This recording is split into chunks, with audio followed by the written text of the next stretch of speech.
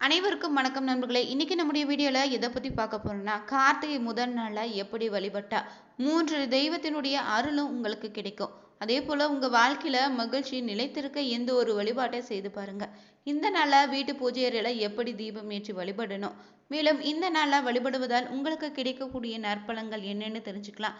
மேலும் நீங்க புதியவராக இருந்தீங்கன்னா மறக்காம நம்ம சேனலை சப்ஸ்கிரைப் பண்ணிட்டு கூடவே இருக்க பெல் பட்டனை கிளிக் பண்ணிக்கோங்க.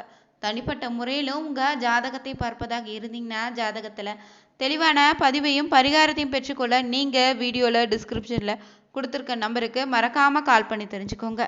வாங்க நண்பர்களே, வீடியோக்குள்ள போகலாம். கார்த்திகை முதல் தேதினாலே சபரிமலை ஐயப்பனுக்கு மாலை அணிந்து அனைவரும் நினைவிற்கு வரக்கூடிய ஒரு அற்புதமான ஒரு நாளுங்க. இந்த நாள்ல பாத்தீங்கன்னா கார்த்திகை மாதத்துல சிவபெருமானியம் முருக வழிபாட்டிற்கு ஒரு சிறப்பான நாளாகவும் அமைந்திருக்கு. இந்த நாள்ல பார்த்தீங்கன்னா முக்கியமான ஒரு வழிபாடு செய்து வந்தாலே உங்களுக்கு இருக்கக்கூடிய அனைத்து விதமான பிரச்சனைகளும் நீங்கும். இந்த வழிபாட்டினை நம்பிக்கையோடு செய்தாலே நிச்சயம் உங்களுக்கான பலன் பார்த்தீங்கன்னா இரட்டிப்பாக கிடைக்குங்க. அந்த வழிபாடு முறை என்னன்னு தெரிஞ்சுக்கலாம். இந்த கார்த்திகை மாதத்துல தான் இறைவனே ஜோதி வடிவமாக வழிபட வேண்டிய ஒரு மாதமாக அமைந்திருக்கு. அதனால்தான் கார்த்திகை மாதத்துல அனைத்து நாட்களுமே காலை மாலையில வீட்டுல நிலைவாசலுக்கு அருகே மண் அகல் விளக்குகளை ஏற்றி வழிபட வேண்டும்னு சொல்லியிருக்காங்க. அது மட்டும் இல்லைங்க, மகாவிஷ்ணு தூக்கத்தில் இருந்து கண் விழிக்கக்கூடிய மாதம் தாங்க இந்த கார்த்திகை மாதம். அப்போது நம்முடைய வீடுகளை விளக்கேற்றி மங்களகரமாக நம்ம வைத்தாலே பெருமாளுடைய அனுகிரகமும் மகாலட்சுமி அனுகிரகமும் கிடைக்கும். இதனால நம்முடைய வீடும் வாழ்க்கையும் சேருங்க, ஒளிமயமாக மாறிவிடுங்க. அதனால இந்த கார்த்திகை மாதம் முதல் நாளை எப்படி வழிபடலான்னு தெரிஞ்சுக்கோங்க. இந்த கார்த்திகை மாதம் முழுவதுமே பார்த்தீங்கன்னா மாலையில வீடுகளை விளக்கேற்றுவதோடு கார்த்திகை மாதத்துல முதல் நாளே காலையில ஒரு சிறிய வழிபாட்டினை செய்தாலே உங்க வாழ்க்கையில இருக்கக்கூடிய அனைத்து வித பிரச்சனைகளும் தீர்ந்துடும். இந்த நாள் பார்த்தீங்கன்னா கார்த்திகை முதல் தேதி வருகின்ற நவம்பர் 17ஆம் தேதி திங்கட்கிழமையில அமைந்திருக்கு. அதுவும் முருகப்பெருமானுக்குரிய கிருத்திகை நட்சத்திரத்தோடு சேர்ந்து வந்திருக்குதுங்க. அதே போல சோமவார பிரதோஷமும் இந்த நாளை இணைந்து வந்திருக்கு. இந்த நாள்ல தவறாம நீங்க முருகப்பெருமானையும் சிவபெருமானையும் வழிபட்டாலே உங்க வாழ்க்கையில இருக்கக்கூடிய பலவித பிரச்சனைக்கு தீர்வாகும். இந்த நாள்ல உங்களுடைய பிரச்சனைகளுக்கு ஏற்ற முறையில விளக்கேற்றினாலே எப்படிப்பட்ட துன்பமாக இருந்தாலும் நீங்கிடும். இந்த நேரத்துல பாத்தீங்கன்னா அருகில் இருக்கக்கூடிய முருகன் இல்லைனா கோவிலுக்கு சென்று முருக சன்னதிக்கு முன்னாடி இந்த ஒரு வழிபாட்டை செய்தீங்கன்னா வீட்டில் இருந்தே நீங்க இதற்கு நல்லெண்ணெய் பஞ்சுத்திரி ஆகியவை எடுத்து செல்லணும். நீண்ட நாட்களாக முயற்சி செய்து வருகின்ற வேலை கிடைக்கலைன்னா அனைத்து பரீட்சைகளும் பாஸ் செய்தும் தகுதி இருந்து உங்களுக்கு வேலை கிடைக்காம நீண்ட நாட்களாக நீங்க பார்த்தீங்கன்னா காத்து கொண்டு இருப்பவங்க இந்த நாள்ல பார்த்தீங்கன்னா உங்க நினைச்சபடியே வேலை கிடைப்பதற்கு 3 அகல் விளக்குகளை எடுத்து செல்லுங்க. முருகன் சன்னதி முன்னாடி ஏற்றி வைத்துட்டு முருகன் சன்னதி முன்னாடியே அமர்ந்து மனதார நீங்க வேலை வேண்டுன்னு பிரார்த்தனை செய்துட்டு முன் வைத்து பிரார்த்தனை செய்திடுங்க. விளக்கேற்றி தீபம் ஏற்றி வழிபடுங்க. இப்படி வழிபட்டாலே நீங்க வேண்டிய வேலை பத்தின நிச்சயம் கிடைக்கும். அதே போல இரண்டாவதாக பார்த்தீங்கன்னா ஜாதகத்துல ஏதாவது தோஷம் குறை காரணமாக பெண்களுக்கு திருமண தடை இருந்தா அந்த தடை நீக்க இந்த கார்த்திகை முதல் நாளே நீங்க பார்த்தீங்கன்னா யாருக்கு திருமணம் ஆக வேண்டுமோ அந்த பெண் இல்லைன்னா அவருக்கு பதில் அவங்களுடைய தாயார் முருகன் சன்னதியில ஒரே ஒரு அகல் விளக்கு ஏற்றி வைத்துட்டு 9 சுற்றுகள் சுற்றி வந்து முருகனை வழிபட்டுட்டு பார்த்தீங்கன்னா வேறு எங்க செல்லாம நேராக வீட்டுக்கு வந்து ஒரு டம்ளர் தண்ணீர் குடித்துட்டு சிறிது நேரம் அமர்ந்த பிறகு மற்ற வேலைகளை பார்க்கலாம். ஆண்களுக்கு திருமண தடை இருந்தா இது நீங்க பார்த்தீங்கன்னா திருமணம் நடைபெற வேண்டிய பையன் இல்லைனா அவரது தாய் இல்லைனா தந்தை கூட முருகன் கோவிலுக்கு சென்று 5 அகல் விளக்கு ஏற்றி வைத்து 9 முறை சுற்றி வந்து இதே போல பார்த்தீங்கன்னா நேரடியாக வீட்டுக்கு வந்து ஒரு டம்ளர் தண்ணீர் அருந்திட்டு பிறகு உங்க வேலையை செய்தாலே நிச்சயம் உங்களுக்கு விரைவிலேயே திருமணம் கைகூடி வருங்க.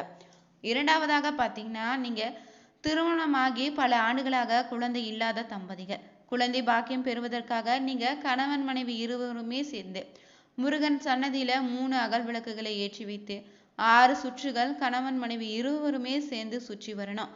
இப்படி செய்து வழிபட்டாலே உங்களுக்கு பார்த்தீங்கன்னா முருகப்பெருமான் நிச்சயம் குழந்தை பாக்கியம் அளித்திடுவாரு.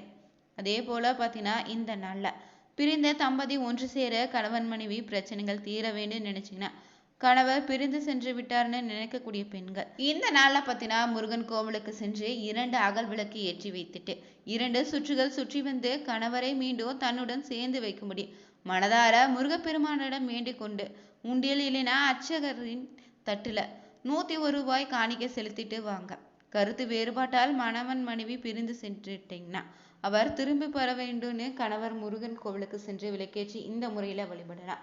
மனைவி மீண்டும் பிரிந்து சென்றிருந்தா ஒரு விளக்கும், குழந்தையுடன் சென்றிருந்தா 3 விளக்கு ஏற்றிவிட்டு 5 முறை சுற்றி வந்து வழிபடுங்க. நிச்சயம் பார்த்தீங்கன்னா பிரிந்த உறவு மீண்டும் முருகனின் அருளால் குடும்பமாக ஒன்று சேர்ந்து வரலாம். அடுத்தபடியாக பார்த்தீங்கன்னா உங்களுக்கு நீண்ட காலமாக முயற்சி செய்தும் சொந்தமாக வீடு வாங்க முடியலையா, கார் வாங்க முடியல, நிலம் இல்லைன்னா பொருள் எதுவாக இருந்தாலும் வாங்க முடியாதவங்க நீங்க இந்த கார்த்திகை முதல் நாளே பார்த்தீங்கன்னா முருகன் கோவிலுக்கு சென்று 3 அகல் விளக்குகளை ஏற்றி வைத்து ஓம் சரவண பவ எனும் மந்திரத்தை சொல்லியபடியே 3 முறை சுற்றி வந்து வழிபட்டீங்கன்னா நிச்சயம் பார்த்தீங்கன்னா உங்களுடைய வேண்டுதல் எதுவாக இருந்தாலும் நிச்சயம் நிறைவேறும். அடுத்ததாக பார்த்தீங்கன்னா இந்த கார்த்திகை 1ஆம் தேதி இந்த ஆண்டு பார்த்தீங்கன்னா 17ஆம் தேதி திங்கட்கிழமையில சோமவார பிரதோஷ தினத்தோடு இணைந்து வந்திருக்கு. இந்த நாள சிவபெருமானை வழிபட்டீங்கன்னா உங்களுக்கு இருக்கக்கூடிய சகல விதமான தோஷங்களும் விலகி வாழ்க்கையில இன்பத்தை நீங்க பெறலாம். சந்திர தோஷத்தால் பாதிக்கப்பட்டவங்க சோமவார பிரதோஷ நாள சிவ தரிசனம் செய்வது ரொம்ப நல்லது. சோமவார பிரதோஷ நாள இருக்கக்கூடிய விரதம் 1000 சாதாரண தின பிரதோஷ பலனை உங்களுக்கு தருங்க. இந்த நாள் முழுக்க நீர் உணவு தவிர வேறு எதையும் உண்ணாம விரதம் இருக்கணும். நெற்றில திருநீரை அணிந்து கொண்டு சிவனுடைய நாமத்தை ஜபித்த வண்ணமே விரதம் இருக்கணுங்க. பிறகு பார்த்தீங்கன்னா மாலை நேரத்துல சிவன் கோவிலுக்கு சென்று ஒரு கைப்பிடி காப்பரிசி, ஒரு பிடி வன்னி இலை, ஒரு பிடி அருகம்புல்னு நந்தியின் கொம்புகளுக்கிடையே அர்ப்பணித்துட்டு விளக்கேற்றி நந்தினி சிவனையும் தொழுதால் சனி பகவானால் உங்களுக்கு ஏற்படக்கூடிய சகல துன்பங்களும் விலகிடும். மாலையில சிவ தரிசனம் செய்த பிறகு என்ன செய்யணும்னா பிரசாதம் பெற்று விரதத்தை நீங்க நிறைவு செய்துக்கலாங்க. மற்ற மாதங்களை விட இந்த கார்த்திகை மாதத்துல வரக்கூடிய சோமவார விரதம் பார்த்தீங்கன்னா உங்களுக்கு பிரதோஷ விரதத்தினுடைய 2 மடங்கு பலனை தருங்க. கார்த்திகை சோமவார பிரதோஷ நாள்ல பார்த்தீங்கன்னா கோவில் சிவன் கோவில் முழுவதுமே சிறப்பு பூஜை ஹோமங்கள் நடத்துவாங்க. சிவனுக்கு பிரியமான சங்காபிஷேகம் இந்த நாளா பார்த்தீங்கன்னா கோவில்ல நடக்கும். இந்த நேரத்துல நீங்க இந்த அபிஷேகத்தை பார்க்கும்போது பார்த்தீங்கன்னா உங்களுக்கு இருக்கக்கூடிய துன்பங்கள் அனைத்து நீங்கி சகல சௌபாக்கியங்களும் உங்க வாழ்க்கையில பெறலாங்க. தவறாம இந்த சோமவார பிரதோஷ நாள் சிவனுக்கு அபிஷேக பொருட்களுக்கு தேவையான தேன், பால், தண்ணீர், சந்தனம், வில்வ இலைனே எது வேணாலும் நீங்க வாங்கி தரலாம். இதனால சிவபெருமானுடைய அருளை உங்களால பெற முடியுங்க. அடுத்ததாக பார்த்தீங்கன்னா இந்த கார்த்திகை முதல் நாள் ஐயப்பனை எப்படி வழிபடுவதுன்னு தெரிஞ்சுக்கலாம். இந்த ஆண்டு பார்த்தீங்கன்னா கார்த்திகை மாதம் நவம்பர் 17ஆம் தேதி திங்கட்கிழமையில பிறந்திருக்கு. மிக விசேஷம் என்னன்னா கார்த்திகை முதல் நாளே சோமவார பிரதோஷ தினமாக அமைந்திருக்கு. சிவபெருமானுக்குரிய பிரதோஷ நாள்ல நீங்க ஐயப்பனுக்கு மாலை அணிந்து விரதத்தை துவங்குனீங்கன்னா ரொம்ப சிறப்பு. இந்த நாள்ல சுவாமி ஐயப்பனை வேண்டி மாலை அணிந்து கொள்வதால ஐயப்பனுடைய அருளோடு சிவபெருமானின் அருளும் கிடைக்கும். இந்த முதல் நாள்ல பார்த்தீங்கன்னா நீங்க விரதத்தை மாலை அணிந்து கொண்டு விரதத்தை துவங்கலாம். இருந்தாலும் ராகு கால யமகண்டம் தவிர்த்து மற்ற நேரங்களை மாலை அணிந்து கொள்வது ரொம்ப சிறப்பு.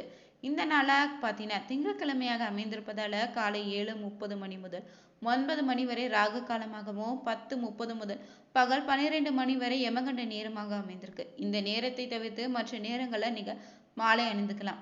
மாலை அணியக்கூடிய பக்தர்கள் பார்த்தீங்கன்னா ஐயப்பனுக்கு மட்டும் இல்லைங்க முருகப்பெருமானுக்கும் சிவபெருமானுக்கும் ஏற்ற நாளை நீங்க வழிபடுவது ரொம்ப நல்லதாக அமையுது.